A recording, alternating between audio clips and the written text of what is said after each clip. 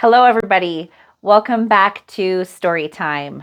I am super excited about today's video. It is called The Man on the Bridge, and it is completely narrated by Brent, and he did a phenomenal job. I think you guys are going to agree with me when you listen to it. It's a lot of fun, and I think that maybe he is in the wrong profession and that he should start going and working for Audible or something because he does such a great job. So anyway, without further ado, go ahead and listen to this story and we will talk about it afterward. Rabbi Edwin Friedman tells the story of a man named Daniel who had given much thought to what he wanted from life. After trying many things, succeeding at some and failing at others, Daniel finally decided what he wanted. One day, the opportunity came for him to experience exactly the way of living that he had dreamed about. But the opportunity would be available only for a short time. It wouldn't wait, and it wouldn't come again. Eager to take advantage of this open pathway, Daniel started on his journey. With each step, he moved faster and faster. Each time he thought about his goal, his heart beat quicker. And with each vision of what lay ahead, Daniel found renewed vigor.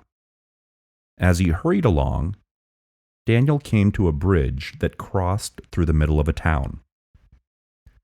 The bridge spanned high above a dangerous river.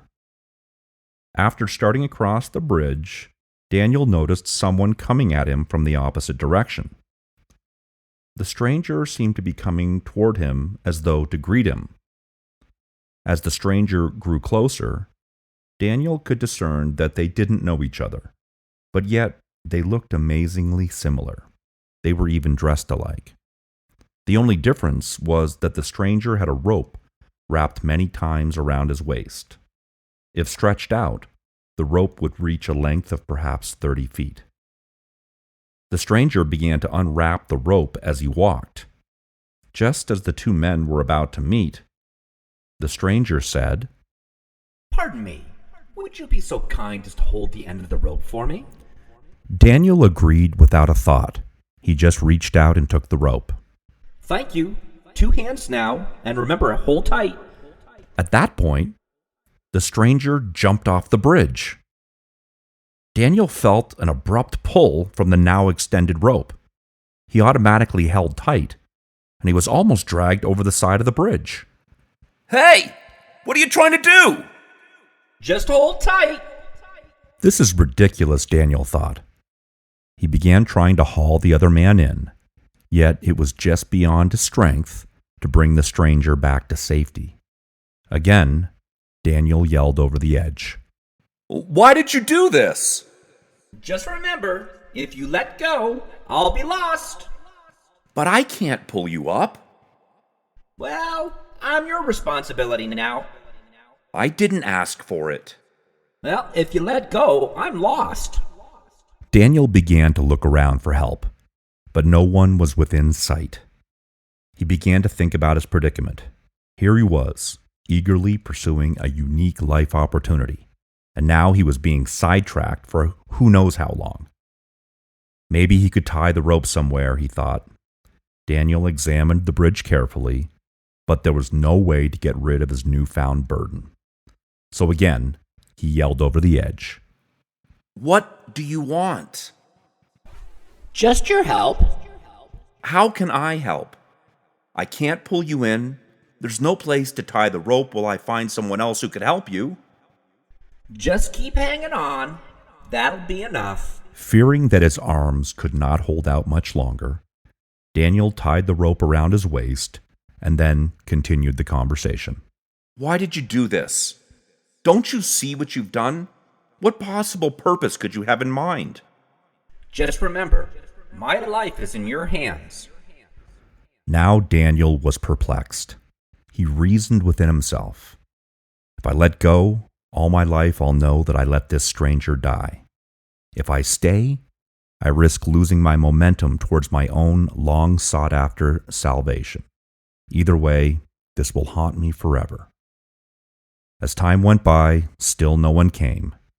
Daniel became keenly aware that time was running out, and it was almost too late to resume his journey. If he didn't leave immediately, he wouldn't arrive in time. Finally, he devised a plan. Listen, I think I know how to save you. You can climb back up by wrapping the rope around yourself, loop by loop. Then the rope will become shorter. The dangling man had no interest in the idea. I don't think I can hang on much longer. You must try. If you fail, I'll die. Suddenly, a new idea struck Daniel. It was different and even a little alien to his normal way of thinking. I want you to listen carefully, because I mean what I'm about to say. The dangling man indicated he was listening. I will not accept the position of choice for your life, only for mine. I hereby give back the position of choice for your own life to you. Well, what does that mean? I mean simply, it's up to you. You decide which way this ends. I'll become the counterweight. You do the pulling and bring yourself up. I'll even tug some from here. Daniel unwound the rope from around his waist, and he braced himself to be a counterweight. He was ready to help as soon as the dangling man began to act. You can't mean what you say. Can't be so selfish. I'm your responsibility. What could be so important that you'd let someone die? Don't do this to me. I accept your choice. In voicing those words, Daniel freed his hands, and he continued his journey over the bridge. Wasn't that a great story? I love the moral of this story. It really hits a special place in my heart because it's some of the things that I have struggled with. But I think we all do struggle with things like this at different points in time in our lives. I'm sure this is not something that a human being on earth cannot relate to. Daniel, the lead character in the story, has worked very, very hard to get to a place where he not only knew what it was that he wanted out of life, but he had also worked hard to create momentum to draw in the experience and opportunities for the life of his dreams. As he sets out on this journey to achieve these long-awaited goals, he is unknowingly thrown into a situation where he is manipulated into doing something that really threatens to derail all of his progress and the opportunity of a lifetime. We can all relate to this story of feeling obligated by others to carry a burden that belongs to them and not to us. They're capable of handling it on their own, but either through ignorance or through actual intent, they place this burden on you. As empathetic people, we may feel obligated to take on the unwanted and unexpected role that someone else tries to place on us. And the pull to do this can be even stronger when it's somebody who we truly love and care about. But in doing so, we can lose sight of ourselves, and we can also enable others to remain stagnant. And this can be a lose-lose situation for everyone involved. There is nothing wrong with having the desire to help others. It is a virtue. But we have to use our discernment to make sure that we're not being manipulated, used, or thrown off course by the selfish needs of others when they're perfectly capable of handling their own problems on their own and are probably in great need of the lesson that will be provided to them if we actually choose to say no. Sometimes people are completely unaware that they are pulling somebody else down. But it is also up to us to make sure that we don't allow them to take us down with them if they choose not to help themselves. There's another way that I could look at this story. In the story, the man that he was holding on the bridge looked like him.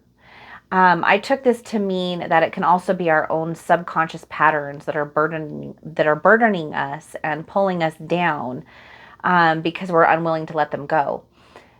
They threaten to pull us over the edge throwing us off of our own trajectory and rendering it impossible for us to hit our target. And another thing that we need to be aware of is we sometimes need to check ourselves and make sure that we're not the man that's jumping off the bridge and unintentionally placing our burdens on the backs of others. Take time to develop yourself like Daniel did. Know where it is that you want to go and what you want to do with your life. Aim toward the bullseye and do whatever it takes within your own value system to get there. If somebody else stands in your way that has not taken the time to do this for themselves and they are unwilling to take your advice and they're taking for granted the time that you have already sacrificed, if they stand in your way, let go of the rope and let them fend for themselves. It's what they truly need, and it's also what you need. And it's okay to put yourself first sometimes. You're also important, and your goals and your dreams are important. And you really, like, again, it's okay to help others, but you don't have to sacrifice what it is that you want. And anyone that truly cares about you wouldn't ask you to do that. They really, really wouldn't. Whatever it is that stands in your way of your dreams, whether it's somebody else or even if it's your own subconscious mind patterns that are preventing you from moving forward, just remind yourself to let go of the rope. Thanks so much for being here with us in story time today. I'm really looking forward to our story next week. Thank you to Brent for such an amazing and wonderful narration. And I'd love to hear your interpretations and your wisdom in the comments below. I'm sure that there's probably ways that this can be looked at and appreciated that I might have overlooked. So please, by all means, let us know what you think. Take care. Oh, and please like and subscribe.